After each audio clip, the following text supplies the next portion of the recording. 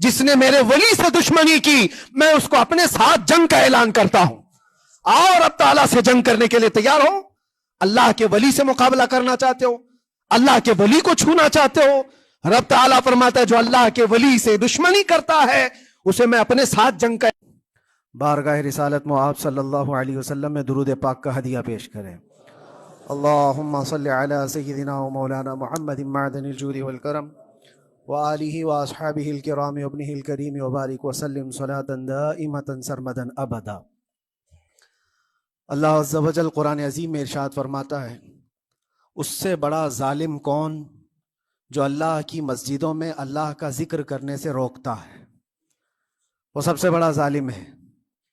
ومن اظلم ممن منع مساجد اللہ, اللہ کی مسجدیں, اللہ کا گھر اس کے ذکر پاک کے لیے ہوتی ہیں, اس کی عبادت کے لیے ہوتی ہیں, اور جو اللہ تبارک و تعالیٰ کے ذکر سے اور اس کی عبادت سے روکے, اللہ قرآن میں فرماتا ہے وہ سب سے بڑا ظالم ہے. میرے عزیزو, تاریخ اگر دیکھتے ہیں ہم تو ہر زمانے میں معرکہ حق و باطل ہوتا رہا ہے. باطل طاقتیں ہمیشہ یہ چاہتی ہیں کہ اللہ کے ذکر کو روکیں, کیونکہ طاغوت شیطان جس کا ذکر قرآن میں ہے وہ ہمیشہ سے یہ چاہتا رہا ہے کہ اللہ کا ذکر کرنے والوں کو روک دیا جائے, کیونکہ اس نے اللہ تبارک و تعالیٰ سے یہ وعدہ کیا, چیلنج کیا تھا, لَأَقْعُدَنَّ لَهُمْ صِرَاطَكَ الْمُسْتَقِيمِ, اے رب میں تیرے سیدھے راستے پر بیٹھ جاؤں گا. ثُمَّ لَآتِيَنَّهُمْ مِنْ بَيْنِ أَيْدِيهِمْ وَمِنْ خَلْفِهِمْ وَعَنْ أَيْمَانِهِمْ وَشِمَائِلِهِمْ, اور میں اس سیدھے راستے پر جو بھی گزرے گا اس کو کبھی سامنے سے آ کر بہکاؤں گا, کبھی پیچھے سے آ کر بہکاؤں گا, کبھی دائیں سے کبھی بائیں سے. اور اللہ تبارک و تعالیٰ سے شیطان مردود یہ کہتا ہے وَلَا تَجِدُ أَكْثَرَهُمْ شَاكِرِينَ, تو تیرے بندوں میں شکر گزار بندے نہیں پائے گا. مطلب یہ ہے کہ ابلیس لعین مسلسل یہ کوشش میں ہے کہ اللہ تبارک و تعالیٰ کے بندوں کو اس کے ذکر سے دور کرے, اس کے شکر سے دور کرے. آج بھی وہ کیفیت ہم دیکھتے ہیں کہ سب سے زیادہ اللہ کے ذکر سے روکنے کے لیے جو شیطانی طاقتیں کوشش کر رہی ہیں.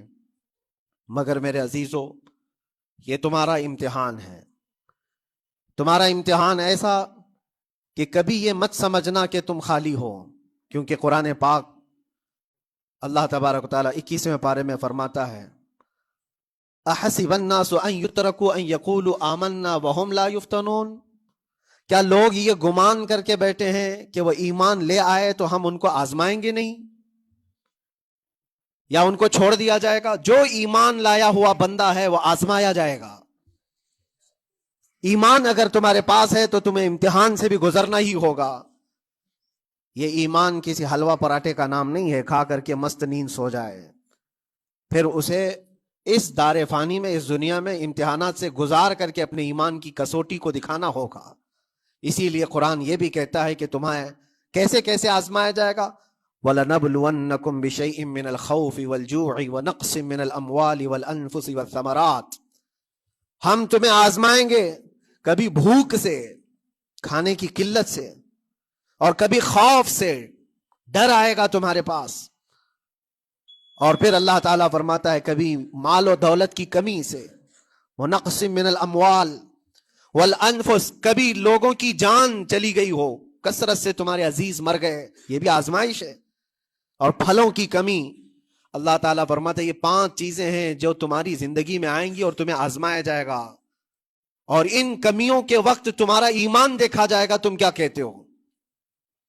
اور اللہ تعالیٰ فرماتا ہے جب کبھی تمہیں بھوک سے آزمایا جائے, خوف سے, ڈر سے آزمایا جائے, اور مال کی کمی سے آزمایا جائے, امتحان لیا جائے, تو اس وقت جو بندہ یہ کہتا ہے, اللہ فرماتا ہے انا للہ و انا الیہ راجعون. اللہ تعالیٰ فرماتا ہے ان لوگوں کو یہ بشارت ہے, ان صبر کرنے والوں کو یہ بشارت ہے کہ جب ان پر مصیبت آتی ہے تو یہ کہتے ہیں ہم اللہ ہی کے ہیں اور اللہ ہی کی طرف لوٹنے والے ہیں. یہ مصیبت کے وقت یہ جو 5 چیزوں سے آزمایا گیا ہے, ان آزمائش کے دور پر جو بندہ اللہ تبارک و تعالیٰ کی اس عطا پر راضی رہتا ہے وہ صبر کے ساتھ نکل گیا ہے۔ آج کے دور میں بھی میرے عزیزوں بے شمار جانیں ہماری درمیان سے جا رہی ہیں۔ آپ کو اندازہ ہے موت اتنی عام ہو گئی ہے، اتنی عام ہو گئی ہے کہ اب لوگوں کو موت پر کوئی افسوس بھی نہیں ہوتا۔ ہر دن خبریں موت کی سرخیاں چھاپتی ہیں۔ 100-200 کی موت کوئی معنی نہیں رکھتی۔ آج فلسطین کے نہتے بچوں میں تقریباً 45,000 لوگ سال بھر میں مر گئے۔ 45,000 کوئی تعداد ہوتی ہے کہ نہیں ہوتی؟ اتنی بڑی جانوں کا جو نقصان ہے یہ آزمائش ہے، اور یہ جانوں کے ذریعے سے آزمائش تھی۔ مال کی کمی کی آزمائش تو ایسی ہے، ملک شام، یمن، بہت سارے ایسے ٹوٹے پھوٹے علاقے، عراق، جہاں پر لوگ کھانا اور دوائیوں سے جوجھ رہے ہیں اس طرح سے کہ وہ گھاس کھانے پر مجبور ہیں۔ بہت سارے ایسے علاقے جہاں پر چھوٹے بچے پھینکے ہوئے کچرے میں سے دانے چن کر کے کھا لیا کرتے ہیں۔ وہ اپنے پیٹ کی اس آگ کو بجھانے کے لیے دانے دانے کے لیے ترس رہے ہیں۔ یہ بھوک کی آزمائش ہے، مال کی کمی کی آزمائش ہے، جانوں کی آزمائش ہے۔ عزیزان گرامی وقار، اور پھر خوف کے ذریعے سے جو آزمائش ہے وہ ہم دیکھ رہے ہیں آج۔ خوف ظالموں کے ذریعے سے تم پر مسلط کیا جائے گا۔ ہر آدمی ڈرا سہما ہوا، ہر آدمی اپنے اندر ایک ڈر لیے بیٹھا ہے کہ نکلوں گا تو کیا ہو جائے گا۔ ان سب کے درمیان اللہ کی بارگاہ میں سجدہ ریز ہونے کا نام ایمان ہے۔ سب حالات ہوں گے اس طرح سے، اور انہی حالات کے درمیان جو بندہ اپنا سر جھکاتا ہے مولا کریم کی بارگاہ میں وہ ایمان والا ہے۔ آؤ اگر ایمان کی کمال کی مثال دیکھنا ہے تو کربلا کے میدان میں کون کون سی آزمائشیں تھی۔ بھوک کی بھی آزمائش ہے، پیاس کی بھی آزمائش ہے، جان کی بھی آزمائش ہے، خوف کی بھی آزمائش ہے۔ سب چیزیں ایک ساتھ کربلا کے میدان میں آئی۔ رسول اللہ کے گھرانے پر، اہل بیت پر وہ کیسا عظیم امتحان تھا جب وہ 72 لوگوں کا 82 لوگوں کا قافلہ بھوک اور پیاس سے جوجھ رہا ہو، 3 دن سے ان کے اوپر کھانا اور پانی بند ہو، اور ان شہزادوں کے ایمان میں ذرا برابر بھی فرق نہیں آتا، نہ ان کے ایمان میں، نہ حوصلے میں، نہ ہمت میں فرق آتا ہے۔ 3 دن کے بھوکے اور پیاسے باطل سے نپٹنے کے لیے کس طرح سے کمر بستہ ہے۔ یہاں تک کہ بھوک کی شدت ایسی تھی کلیجہ منہ کو آئے، 6 ماہ کا بچہ بھی روتے روتے زبان جس کی سوکھ گئی ہو، وہ ماں جو بچے کو دودھ پلاتی ہے اس کے سینے سوکھ چکے ہوں، دودھ ختم ہو چکا ہو ماں کے پستانوں میں، کیسی قلت ہوگی۔ پانی کا ایک قطرہ ان کے گھر تک نہیں پہنچ پاتا، ماں اپنے بچے کو دودھ نہیں پلا سکتی تھی۔ اس سے زیادہ کیا آزمائش تھی یہ بھوک اور پیاس کی آزمائش۔ پھر جانوں کی آزمائش تو ایسی، اللہ اکبر، 56 سال کی عمر کا وہ شہزادہ عالی وقار، سیدہ کائنات فاطمۃ الزہرا کا نور نظر، امام عالی مقام سید الشہداء امام حسین رضی اللہ تعالیٰ عنہ، جب میدان کربلا میں لاشوں کو اٹھاتے تھے، کتنی لاشیں اٹھائی، کبھی بیٹے کی، کبھی بھتیجے کی، کبھی بھانجے کی، کبھی بھائیوں کی، کبھی عزیزوں کی۔ میاں ہم اپنے گھر سے نکلنے والے ایک جنازے کو اٹھاتے ہیں تو 8 دن تک ہمارے اندر سے ہوش نکل جائے۔ کوئی اپنے بچے کو اپنے ہاتھوں سے دفن کر کے دیکھے پھر کیفیت پتہ چلتی ہے۔ امام حسین نے ایک نہیں اپنے لاڈلوں کی لاشیں اس طرح سمیٹی ہیں۔ ان کے جوان بیٹے علی اکبر کو جب شہید کر کے گھوڑے دوڑائے گئے تھے جسم کے اوپر سے، ٹکڑے الگ ہو چکے تھے، اس کو سمیٹتے ہوئے کون بیٹھا ہے؟ رسول اللہ کا نواسا۔ اور 6 ماہ کے بچے کو ہاتھ کے اندر ظالموں نے تیر سے ایسا مارا تھا کہ حلقوم پہ چلا گیا ہو، اور 6 ماہ کے علی اصغر کا خون جب امام حسین کے چہرے پر اچھل جاتا ہو، کسی باپ کے ہاتھ میں بیٹا وفات کر جائے اور پھر وہ لے کر کے خیمے میں آئے اور ادھر سے بلکتی ہوئی ماؤں کو اور بہنوں کو بھی دیکھے، ان میں بھی صبر کی تلقین دے۔ کبھی کبھار میں سوچتا ہوں اللہ یہ کیسے امتحانات سے گزرا تھا فاطمہ کا لال، کیسے امتحانات سے۔ بھوک اور پیاس کی شدت الگ، یہ جانوں کی شدت، جانوں کے جانے کا غم الگ، عزیزوں کی لاشوں کو اٹھانے کا بوجھ الگ، پھر اس پر 22,000 کا لشکر جرار سامنے، اس کا خوف لوگوں کے اوپر ڈالا جا رہا ہے۔ عزیزان گرامی وقار، یہ سب چیزیں کیا امام حسین کے قدموں کو ڈگمگا گئیں؟ کیا ان کے خاندان والوں کو بکنے پر مجبور کر دی؟ کیا انہوں نے سمجھوتے کر کے اپنا سب کچھ بیچ ڈالا؟ ایک خیمے کا ایک بچہ بھی امام حسین کا نکل کر کے آیا ہو تو مجھے تاریخ بتا دو. بلکہ تاریخ تو آج یہ کہتی ہے سر داد نہ داد دست در دست یزید حقا کے بنا لا الہ است حسین. سر دے دیا مگر ہاتھ یزید کے ہاتھ میں نہیں دیا. حق تو یہ ہے کہ لا الہ کی جڑ کا نام حسین ہے. آج وہ امتحان قیامت تک کی تمہارے ساتھ ہوتا رہے گا. قیامت تک تمہارے ساتھ یہ آزمائش ہوتی رہے گی, کبھی بھوک سے, کبھی ڈر سے, کبھی جانوں کے نقصان سے. لیکن پھر تمہیں دیکھا جائے گا تم بکتے کتنے ہو, نکلتے کتنے ہو, ہواؤں کے پجاری کتنے ہیں, خواہشات نفس کو ماننے والے کتنے ہیں, اپنے کمفرٹ زون میں جینے کے لیے ایمان کا سودا کرنے والے لوگ کتنے ہیں. یہ آزمائش ہوتی رہے گی میرے عزیزو. ایمان اس کا نام نہیں ہے کہ تم گھر میں آرام سے بیٹھے رہو گے اور کوئی امتحان نہیں ہوگا. امتحان تو ہوگا, آزمائش تو ہوگی. آج جو بھی حالات ہیں اس پر میں یہی کہوں گا, ایک بات ہو سکتا ہے کروڑوں مسلمانوں کے دلوں میں آج یہ نروس پن آئے. اتنے برے حالات ہوتے ہیں, اللہ ہمارے ساتھ ہے یا نہیں؟ اللہ ہمارے ساتھ ہے یا نہیں؟ ایمان ہمارا صحیح ہے یا نہیں؟ اسلام صحیح ہے یا نہیں؟ یہ شک بھی شیطان تمہارے دل میں ڈالتا ہے. کبھی تمہارے اوپر مصیبتوں کے پہاڑ ٹوٹ جائیں تو شک ڈالتا ہے شیطان تاکہ تمہارا ایمان ڈگمگا جائے. میرے عزیزو, مسلمان ہونے کا مطلب یہ نہیں ہے کہ تم صرف محلات میں جیو گے اور تخت و تاج کے مالک ہی رہو گے. ایسا نہیں ہے. ایمان والوں کو احد میں 70 جانیں بھی دینی پڑی ہے.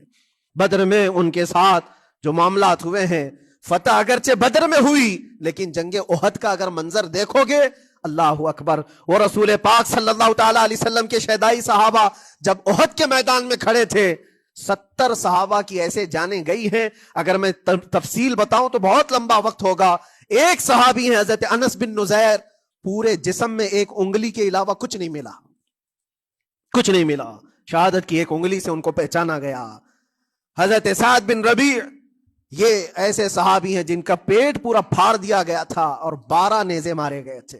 وہ سید الشہداء امیر حمزہ بھی تو اسی احد کے میدان میں شہید ہوئے, جن کو بھالے سے مارا گیا اور چیر کر کے ان کا کلیجہ چبایا گیا تھا. عبداللہ بن جہش اسی میدان میں انتقال کیے ہیں, جن کے جسم کے 80 ٹکڑے کر دیے گئے تھے اور ہر ٹکڑے کا ہار بنا کر ظالموں نے پہنا تھا, ہار بنا لیا تھا جسموں کے. یہ سارے منظر احد کے میدان میں ہوئے. اور کون سے ایمان والے؟ وہ رسول اللہ کی اقتداء میں نماز پڑھنے والے, حضور پاک کے چہرے انور کو دیکھنے والے. جب ان کے ساتھ یہ آزمائشیں ہو سکتی ہیں تو ہم کون سی گاجر مولی ہیں؟ ہمارے ساتھ بھی آزمائشیں ہوں گی. جس کا جیسا ایمان ہوگا ویسا وہ امتحان بھی دے گا, اسی امتحان سے وہ گزارا جائے گا. مگر میں آج کروڑوں مسلمانوں کے دلوں کے بارے میں یہ بات کہنا چاہتا ہوں کہ اگر نروس پن ہے کہ یہ حالات ایسے کیوں ہیں؟ حالات ہر زمانے میں ہوتے رہیں گے. ستیزہ کار رہا ہے ازل سے تا امروز, شرار ابو لہبی سے چراغ مصطفی. ہماری تاریخ ہے, یہ تاریخ ہے میرے عزیزو. اللہ تعالیٰ قرآن میں فرماتا ہے تِلْكَ الْأَيَّامُ نُدَاوِلُهَا بَيْنَ النَّاسِ. یہ دن ہیں جو ہم لوگوں کے درمیان پلٹتے رہتے ہیں. کبھی تم بادشاہ بنو گے, کبھی فقیر بن جاؤ گے. اور آج جو تخت پر ہیں ہو سکتا ہے وہ کل ڈگر ڈگر گھوم رہے ہوں. آج جن کو طاقت کا نشہ ہے ہو سکتا ہے وہ بھیک مانگنے پر بھی مجبور ہو جائے. لیکن ایک بات یاد رکھنا, نروس پن اپنے دل میں آنے نہ پائے. ان حالات سے دیکھ کر کے گھبرا نہ جانا. ایمان تمہارا سچا ہے, اللہ کل بھی تمہارے ساتھ, آج بھی تمہارے ساتھ.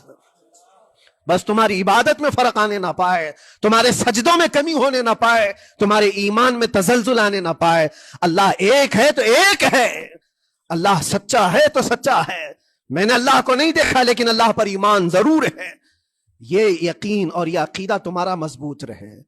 ہاں ہمیں معلوم ہے, کچھ لوگ ہم سے پوچھتے بھی ہیں, اللہ تبارک و تعالیٰ پوری کائنات کا مالک جس نے ہر چیز پیدا کیا اور اس کی عبادت کرنے والے ہو آپ, لیکن پھر اسی اللہ رب العزت کی یہ مسجدیں کیوں ڈھائی گئی؟ کیوں مسجدوں کو ختم کیا جا رہا ہے؟ اللہ کے ذکر کو روکنے کے لیے طاقتیں پوری مسجدوں کو ڈھانے کی کیوں بات کرتی ہیں؟ پھر اللہ کچھ کیوں نہیں فرماتا؟ میرے عزیزو, یہ کائنات ہے جس کو اللہ نے اسباب پر بنا کر بھیجا ہے اور تمہیں عمل کے لیے بھیجا گیا ہے. تمہارا عمل دیکھنا ہے, تم کتنے پابند ہو, تم کتنے اپنی حفاظت کرتے ہو, تمہارے ایمان کی, تمہاری عبادتوں کی, تمہاری مسجدوں کی. تم مسجدیں خالی کر کے گھوم رہے ہو, فجر کی نماز میں اپنے گھروں پر سوئے ہو اور پھر اللہ کے گھروں کی حفاظت کی بات کر رہے ہو. کہ مسجدیں ڈھائی جا رہی ہیں, مسجدوں پر آکرمن ہوتا ہے, یہ ساری باتیں کیوں؟ تم جب ان صفوں کو خالی کر دو گے, یہ مسجد چیخ کر پکارتی ہیں اللہ کی بارگاہ میں, پل بھر میں بنا لی, شب بھر میں بنا لی مسجد تو ایمان کی حرارت والوں نے. من اپنا پرانا پاپی تھا, بچپن سے نمازی بن نہ سکے. مسجدیں بڑی بڑی شاندار بنا لینا اور اس کو آباد نہ کرنا, یہ بھی تو ظلم ہے. آپ ان مسجدوں کی حفاظت کی جو بات کر رہے ہیں, ان مسجدوں کی حفاظت صرف کمیٹیاں بنانے سے نہیں ہوتی, نمازوں سے ہوتی ہے, اس کے اندر تلاوت قرآن سے ہوتی ہے. عزیزان گرامی, اور پھر یہ بات ان ظالموں کے لیے کہ اگر وہ ہاتھ لگا کر مسجدوں کو اٹھانا پھینکنا اس کو اپنی طاقت کا ذریعہ سمجھتے ہیں تو سمجھ لو تھوڑے دن کی بات ہے. اگر اسی کا نام طاقت ہے کہ عبادت گاہوں کو مسمار کر کے طاقت کے تخت کو بٹھایا جائے, تو یاد رکھنا بڑھتے بڑھتے بڑھتے تمہارا نشہ کہیں تمہیں فرعون نہ بنا دے. اور اگر فرعون بن گئے تو انتظار کرو, اللہ تعالیٰ بڑے بڑے فرعونوں کو صرف پانی سے ہلاک کرتا ہے, بہت بڑے بڑے نمرودوں کو اللہ تعالیٰ مچھر سے ہلاک کرتا ہے. وہ ابرہہ بھی تو آیا تھا جو کعبہ ڈھانے کے لیے آیا تھا, ہاتھیوں کا لشکر لے کر آیا تھا, جس کا ذکر قرآن پاک میں الم تر کیف فعل ربک باصحاب الفیل. اے محبوب, کیا آپ نے نہیں دیکھا ہاتھی والوں کے ساتھ اللہ نے کیا معاملہ کیا؟ پورا ہاتھیوں کی فوج لے کر آیا تھا کعبے کو ڈھانے کے لیے. ہوا کیا؟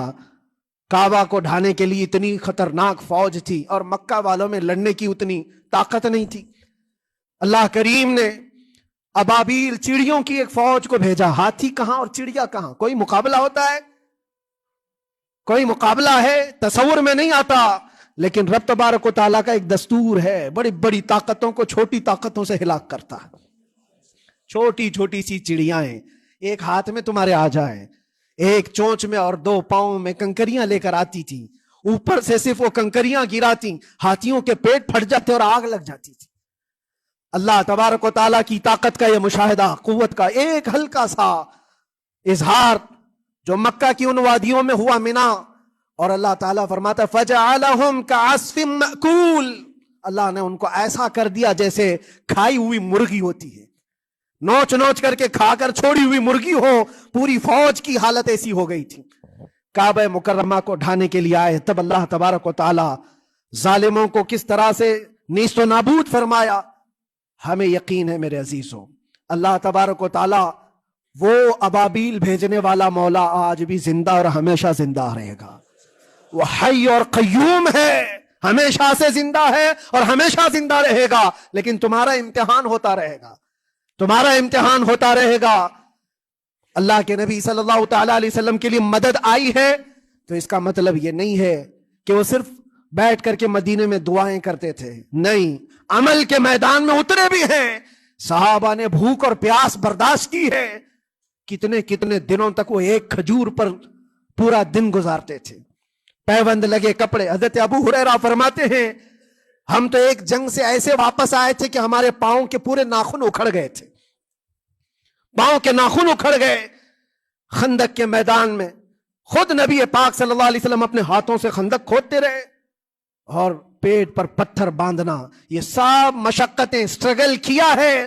پھر اللہ سے یہ دعا کیا مولا تو اپنی مدد بھیجتے, تو اپنے رحم و کرم کی بارشیں برسا. اور ہم یہاں مست کھا پی کر کے پھر دعا کرتے ہیں مدد آ جائے. تم نے محنت کون سی کی, کون سی مشقت کی؟ میرے عزیزو, اگر محنت و مشقت میدان میں اتر کر کرنے کا موقع نہیں ہے تو عبادتیں تو کرو اپنی پوری, اپنی نمازیں تو کمپلیٹ کر لو اور اللہ کو راضی کرو. اپنے گناہوں سے اگر وہ غضبناک ہے تو توبہ کرو.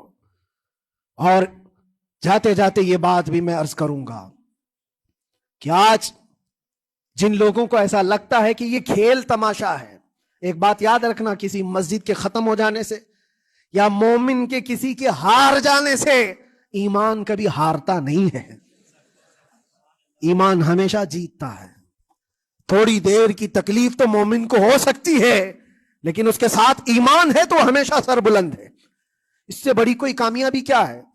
ہم نے دیکھا ہے کربلا کی تاریخ میں جیتا کون ہے. دنیا کی نظر میں, اس وقت کی میڈیا کی نظر میں, اس وقت کے جو کتے ہوں گے ان کی نظر میں یزید جیتا ہوگا, لیکن قیامت تک ہر مومن کہتا ہے بادشاہ است حسین، بادشاہ است حسین۔ ایمان کی جیت ہمیشہ ہے، اگرچہ وہ ٹکڑوں میں بدل جائے، اگرچہ وہ 1000 ٹکڑوں میں ہو جائے۔ آج بھی پھریرا لہرا رہا ہے تو حسین اعظم کا لہرا رہا ہے۔ اسی لیے یاد رکھو، صرف تخت پہ چڑھ کر بیٹھنے کا نام جیت نہیں ہے۔ ابھی الیکشن بھی گزرا، کچھ لوگ نروس ہوں گے کہ ہم ہار گئے۔ اگر وہ ایمان والے ہیں، سچے ایمان والے ہیں، تو انہیں یاد رکھنا چاہیے جیت اور ہار صرف تخت حاصل کرنے کا نام نہیں ہے، دلوں پر حکومت کرنے کا نام جیت ہے۔ اور آج 800 سال گزر گئے، ہند الولی سلطان الاولیاء غریب نواز کی حکومت ہم سب پر قائم ہے۔ کس بات کی حکومت ہے یہ دلوں کی حکومت ہے۔ اور وہاں جو ہاتھ لگانے کی کوشش کر رہا ہے وہ اپنے ہاتھوں کو بچا لے، آگ تمہارا انتظار کر رہی ہے، آگ تمہارا انتظار کر رہی ہے۔ اس لیے کہ اللہ فرماتا من عادی لی ولیا فقد آذنتہ بالحرب، جس نے میرے ولی سے دشمنی کی میں اس کو اپنے ساتھ جنگ کا اعلان کرتا ہوں۔ اور اب تعالیٰ سے جنگ کرنے کے لیے تیار ہو؟ اللہ کے ولی سے مقابلہ کرنا چاہتے ہو؟ اللہ کے ولی کو چھونا چاہتے ہو؟ رب تعالیٰ فرماتا ہے جو اللہ کے ولی سے دشمنی کرتا ہے اسے میں اپنے ساتھ جنگ کا اعلان کرتا ہوں۔ ہے کسی کی ہمت و طاقت اللہ سے جنگ کرنے کی؟ تو جو یہ چاہتے ہیں کیڑے مکڑوں کی موت مرو گے، اس سے بھی خطرناک ذلیل ہو کر مر جاؤ گے۔ اجمیر معلیٰ یہ صرف اور صرف ایک دھرتی کا نام نہیں ہے، اللہ کے ولی کی آباد کی ہوئی مقدس زمین ہے۔ اور ہم سنیوں کی آستھا ایسے ہے، امام اہل سنت فاضل بریلوی اعلیٰ حضرت فرماتے ہیں دنیا بھر میں جہاں دعائیں قبول ہوتی ہیں ان جگہوں میں سے ایک جگہ کا نام اجمیر معلیٰ ہے، جہاں اللہ تعالیٰ دعائیں قبول فرماتا ہے۔ ہم اپنی آستھا ہی نہیں رکھتے میرے عزیزوں، اپنی جان بھی حاضر ہے غریب نواز کے قدموں کے لیے۔ اس لیے میں کہنا چاہتا ہوں سرکار غریب نواز رضی اللہ تعالیٰ عنہ کے رکشک، یہ لوگ اگر یہ سمجھتے ہیں کہ مسلمان بکھر گئے ہیں، ٹوٹے ہیں، بکھرے ہیں، ان کے پاس کوئی طاقت نہیں، کوئی سیاست نہیں، اور ہم جس کو چاہیں آکرمن کر کے ختم کر دیں، ہو سکتا ہے ہم سب کو مار ڈالو تمہاری طاقت کے ذریعے، لیکن وہ غریب نواز ہے۔ اپنے باپ داداؤں کی تاریخ یاد رکھنا، پوچھنا، جو غریب نواز کو اٹھانے کی کوشش کیا اٹھ گیا، اور وہ دھرتی پہ آج بھی آباد ہے۔ انشاءاللہ قیامت تک اجمیر معلیٰ چمکتا رہے گا۔ سرکار غریب نواز رضی اللہ تعالیٰ عنہ کے آستانے سے جو فیض بٹتا ہے، اپنے اور غیر سب وہاں سے فائدہ اٹھاتے ہیں، سب لوگوں کو برابر فائدہ اٹھایا جاتا ہے۔ اسی لیے میرے عزیزوں، یہ آزمائشوں کے دور میں میری صرف ایک ہی گزارش ہے، اپنا ایمان مضبوط کرو، اپنا ایمان مضبوط کرو۔ جیسی بھی مصیبتیں آئیں، طاقتیں آئیں، تمہارا سجدہ دور نہ ہونے پائے، اللہ سے غفلت کار میں کمی ہونے نہ پائے، مسجدوں پر بھاگنے کی کرو، آپس اللہ کی رحمت قریب ہے۔ قرآن میں اللہ فرماتا ہے قریب، آگاہ ہو جاؤ